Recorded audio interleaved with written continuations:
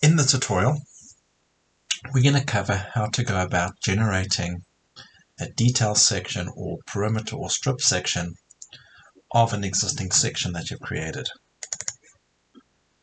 Okay, if you were to create a typical perimeter section without a section, you'll go to the floor plan and you'll simply use the section tool when you've got one of your floor plans selected. So you could technically just create a view section and you could create a perimeter section through the perimeter of the building.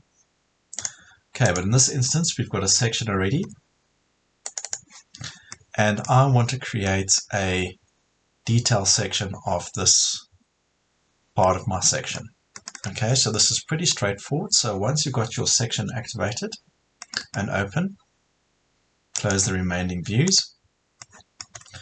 What we'll do is in the view tab, we'll go and create a callout. When creating a callout, you've got two options.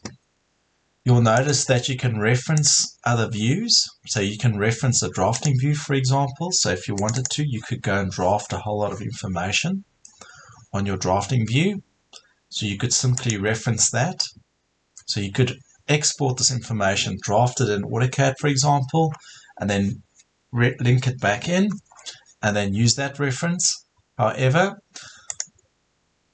in this instance, we're going to use the rectangle. We're not going to use the sketch callout function. This is reserved for plans. So we're going to use a rectangle callout section and we're going to start identifying the area that we want to capture for our perimeter section. Okay, if we double click on the tag, you'll notice it's generated the section for us, or the callout. Okay, so get your scale set up correctly, make sure the detail is fine. Okay, because we're going to be going into a lot of detail now. So you notice it's created a callout and it's called it section A callout 1. Okay, so at any point, if you change this rectangle extents, you'll notice that it will affect what you're seeing in the callout. So just be careful what you do in the section itself. So you might just have to work back and forth between section AA and the detail section just to make sure that the correct information is getting represented in this view. Okay, so we're happy with the scale and we're happy now that we've got our callout. First things to do is just rename this.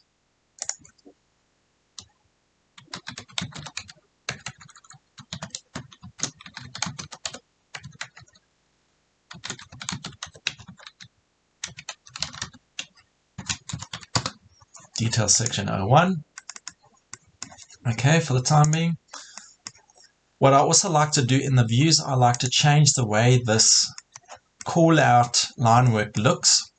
In my opinion, it's hard to read sometimes, so the best way to do this is if you go to Manage and you go to Object Styles. Okay, while you've got Object Styles active,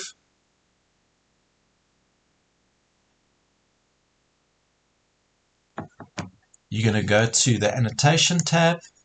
You're going to scroll down where you can find the callout boundary. So I usually make this about 4. And I use a gray color in this instance.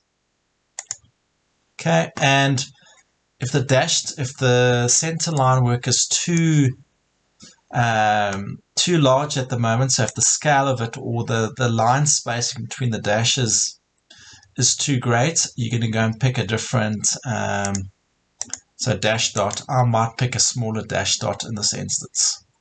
Okay, so I'm going to use the dash dot. Let's see if that looks better. That's perfect. Okay, so in my opinion, this is slightly more legible. Okay, but please find something that works for you. Grab, and now you can put this callout head. Okay, so you can put this callout head where you need to. Okay. It's important once you start populating your sheets, this information will start reading correctly. Okay. Right, so I've identified my callout. The next thing I'm going to do is I'm going to create a new sheet.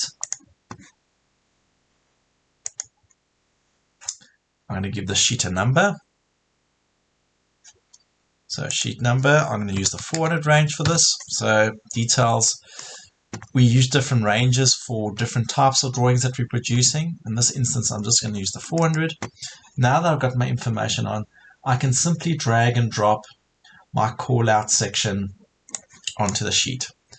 Now, some of you may find that this will not fit on your sheets depending on how much information you've chosen. So there's another workaround that we can do.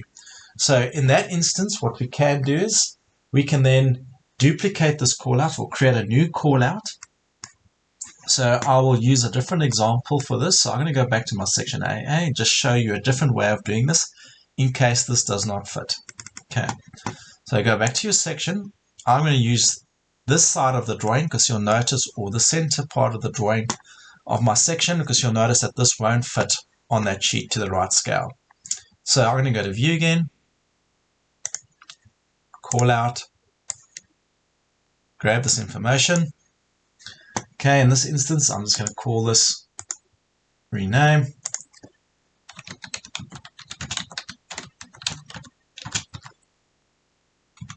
Detail section 02. Go to the view, fine, and you want to make sure everything is set accordingly. 1 to 20, fantastic. However, you would notice if I drag this onto my sheet now, so just remember you can also use, there's another function where you can also place views on sheets. So remember you've got this function available as well. And you'll notice views that are on sheets already won't be listed in this list. So add view to sheet, place this on my sheet. Now you will notice that at this current scale, this won't work on this on the sheet. So we'll need to create some duplicates of this call out. So you're going to go to detail section 2 and you're going to say duplicate as dependent.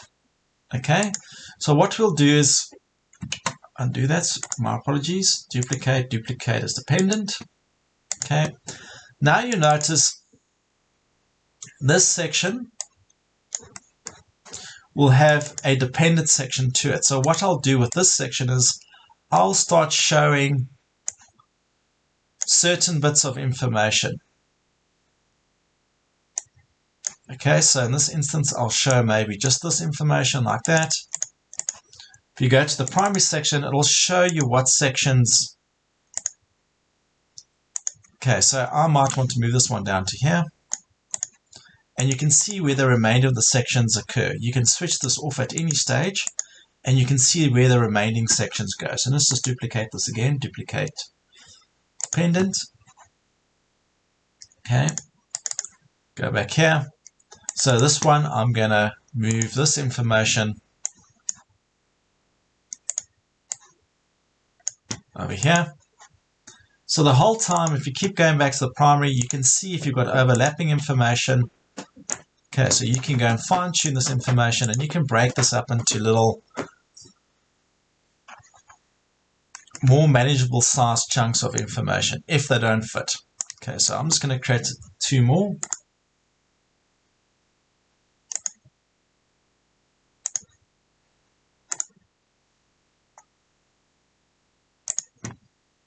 Okay, just remember on section AA, you'll start getting a whole lot of these. You just need to hide.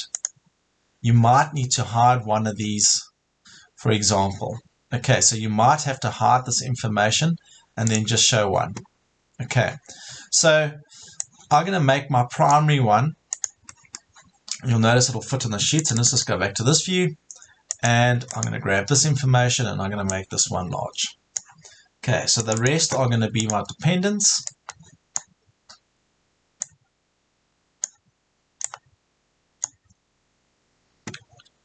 Okay, dependent 1, dependent 2, dependent 3,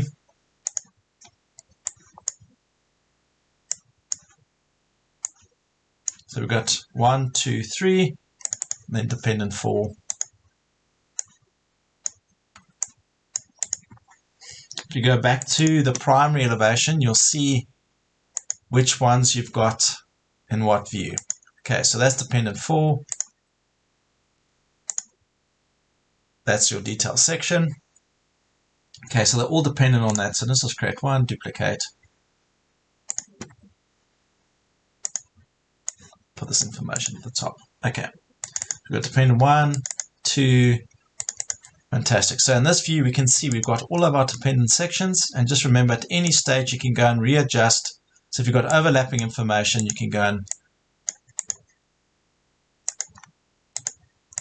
Okay, so you want that information. We want this information. Maybe show more of the handrails, for example. Here you want to show less information. Pick this one. Okay, fantastic. Okay, so now I've got the relevant dependent views. Just remember on section AA, so you have to go and hide those other. So if you go back to view, section AA,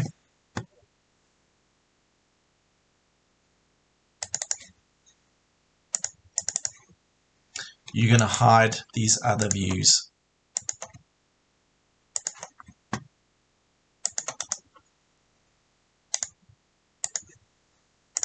Okay, because this is the section that we're referencing. Okay, you can also hide this one. So hide and view element.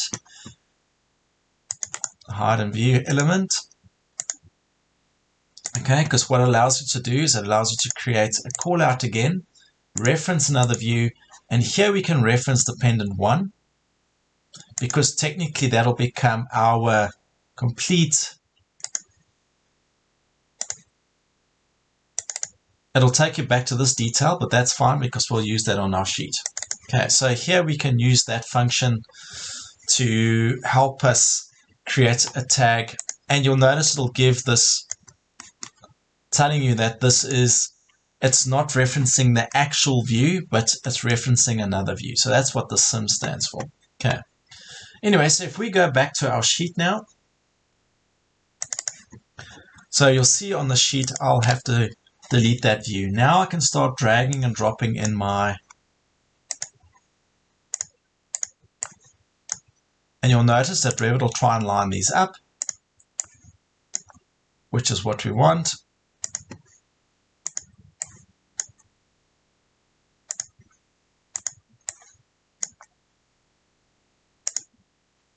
Fantastic. Just remember, switch all of these, grab all these viewports and just switch off no title. Now we can start shifting this information down and stacking the information accordingly.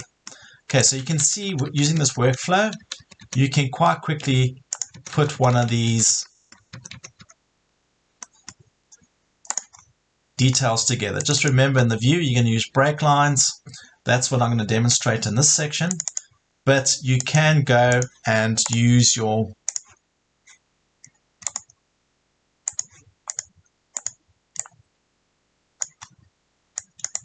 and you can simply just change this, the title on the sheet in this instance. So you can simply go to change the title over here. So view name, title and sheet, you can simply change that over here.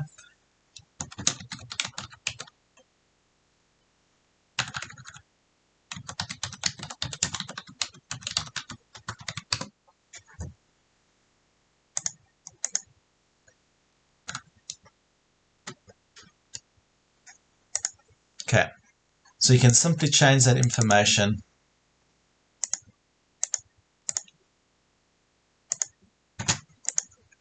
Fantastic.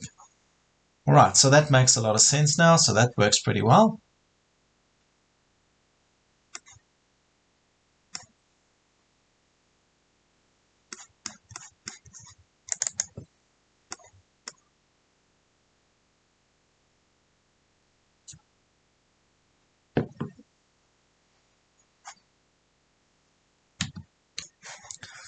Okay, so you could use this option to generate a detail section as well. Just remember your break lines, and you can switch off any of the grid heads. So for example, if there was a grid, if you had a series of grids, you can always switch the grid heads and the views and then connect them accordingly.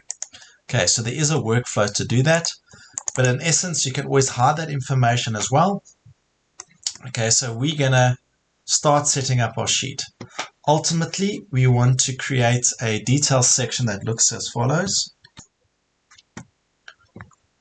So we want to achieve something similar to the sheet.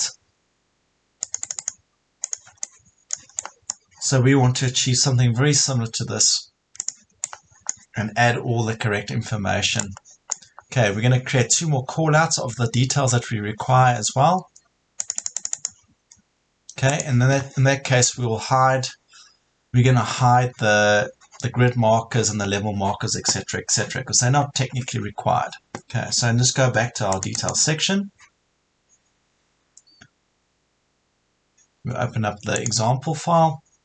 Okay, so in this view, so what we need to do very quickly is identify the other details that we're going to use. So I'm going to use this area over here, so as per my example, and I'm going to use this one at the bottom. So grab the information that you want to create additional callouts.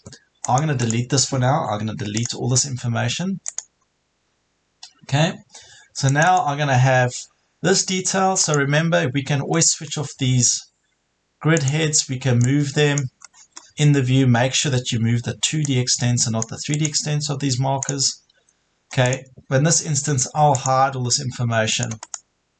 Okay, so we can go to VG, Visibility Graphics, go to Annotation. Just remember, if we go to View, Visibility Graphics, Annotation, we can switch off our grids.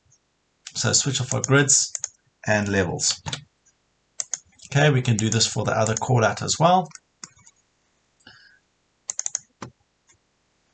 So use VG this time, shortcut, Annotation. So we're going to look for grids. Hit G on your keyboard quickly, and then levels. We can hide this information for the time being because we're just going to focus on the detail. Now you'll notice I've got all my information pretty much set up. I'm going to move this correct information onto the sheet, and these will be 1 to 10 details. So these will be 1 to 10 details. This will be a 1 to 20 detail. Then just make sure, select all of the views very quickly, or the viewports, title with no line. And then we can simply just start changing the titles over here. So just rename this. So call this detail 01. And we call this rename detail 02. So set your sheets up. Get your sheet set up. Get your detail section set up. Put everything on the sheet for the time being. We will then start fine tuning. So double click activating. So here I'm going to move information and get the relevant information on my sheet. Okay, so I'm going to move this information and start creating the final look and feel of my sheet layout. Once I start adding all my annotation and dimensions to my detail section 01. And then I'll focus on adding the same information to detail 1 and 2. It's the same workflow. So in essence, we're going to start generating all the drafting items that we're going to put over this detail section. So a lot of the 3D components we will hide and then draft the information over.